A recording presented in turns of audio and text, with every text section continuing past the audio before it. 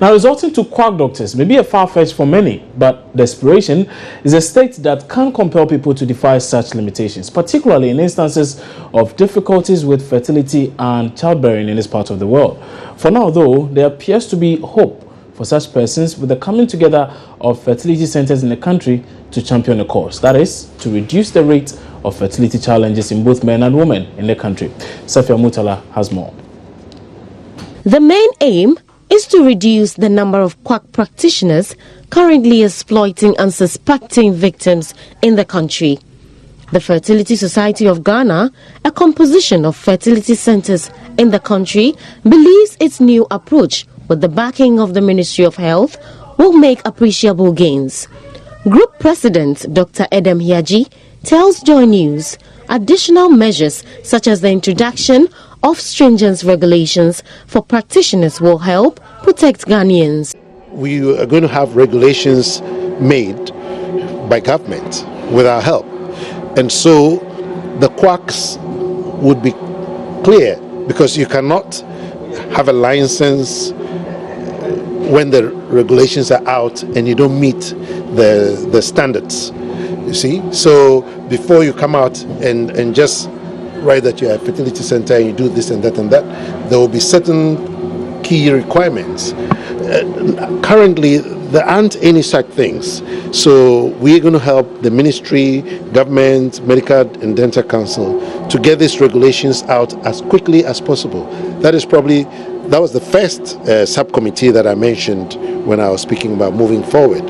So we're going to get all those things in place so that we can wean out the right people from the quack people who would just put a label there and then dupe people through false means. Regional Director of the Ghana Health Service, who was present at the launch of the society, lauded the initiative and spoke of her outfit's readiness to collaborate with it. According to Dr. Linda Vanotu, strict adherence to stipulated regulations will be key in ensuring this. It is very laudable. One, because there are not many, and as I said, they can offer support to incoming practitioners.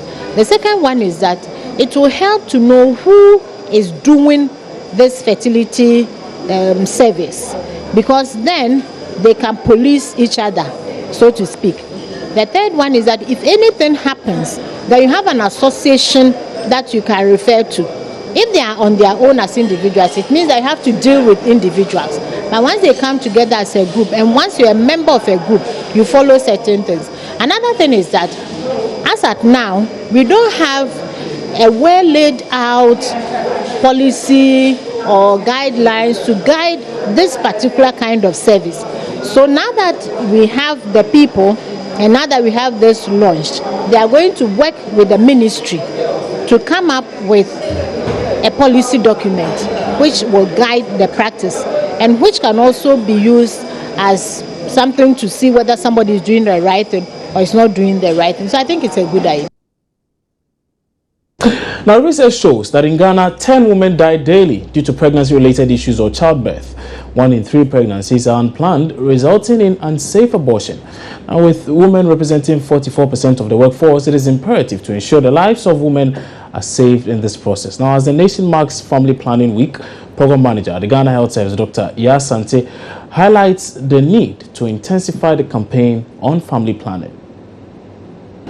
With regards to the emergency contraceptive pills, the recommendation by WHO right now on use of emergency contraception is that people can use emergency contraception as many times as they can.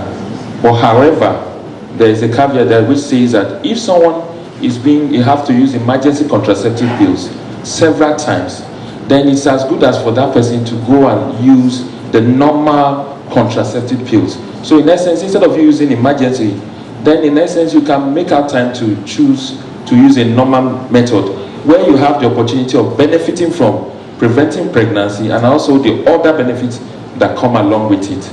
However, the other thing with emergency contraceptives is that when the women use it repeatedly, their menstrual cycle may become irregular. And when the menstrual cycle becomes irregular, she may not know when her fertile period is truly in. And so sometimes when they use and stop and use and stop, then they find out that when they are actually fertile, they think they are not. And then they may end up getting pregnant.